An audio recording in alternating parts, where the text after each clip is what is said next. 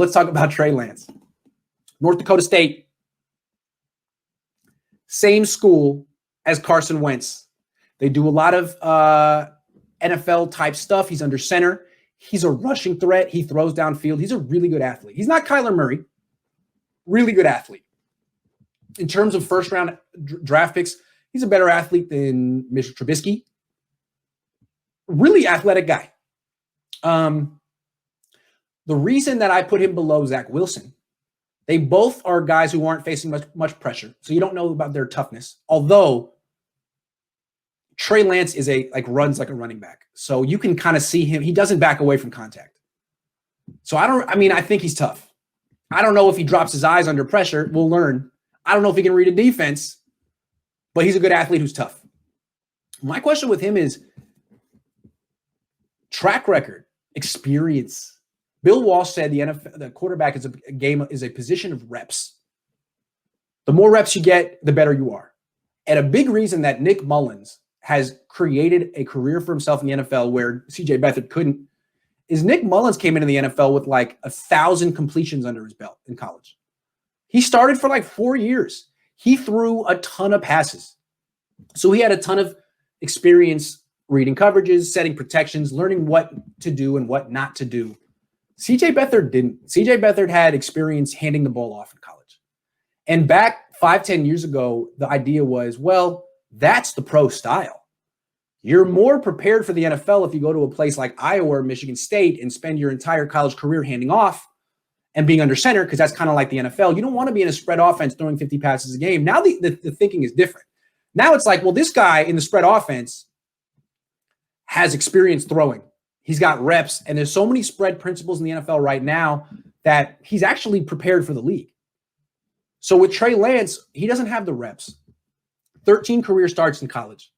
He had one game this year and shut himself down. Now he's prepping for the NFL draft. Scares me. A lot of one-year wonders come out of college, have one good year. Because the thing with quarterback position is like, usually you're better at first than you are. Like their first year at quarterback can be better than the second because there's no book on you. Defenses don't exactly know what to do, like what to take away. You know, are you more comfortable throwing over the middle or outside the numbers? Do we take away the short stuff or the long stuff? You know, do we make you step up in the pocket or do we flush you out? Those things happen with experience. You can kind of look at Mitchell Trubisky at North Carolina. One great year, comes to the NFL, has some tough times, loses all confidence. He can't fall back on a lifetime of success. You know, he's just like, well, maybe I do stink. Maybe everything they say about me is true. So Lance, I mean, I don't know if he could start right away. He has some bust potential because he's a one-year wonder. But like if he were drafted by the Bears, I'd say you're screwed. Screwed. You're going to fail. But drafted by the Niners, gets to play with Raheem Mostert, Deebo Samuel, George Kittle, Jordan Reed, Ross Dwelly, Brandon Ayuk, Deebo Samuel, Robert Saleh, top 5 defense. He'll be fine. He'll be fine. Really good pick. I like him a lot. But you see why I'm putting him below Zach Wilson. Zach Wilson's a 3-year starter. That's big. Kyle Trask is in the SE freaking C. So Trey Lance, I really like him. And it wouldn't surprise me if he ended up being the best quarterback from this draft because it's very much about where you go.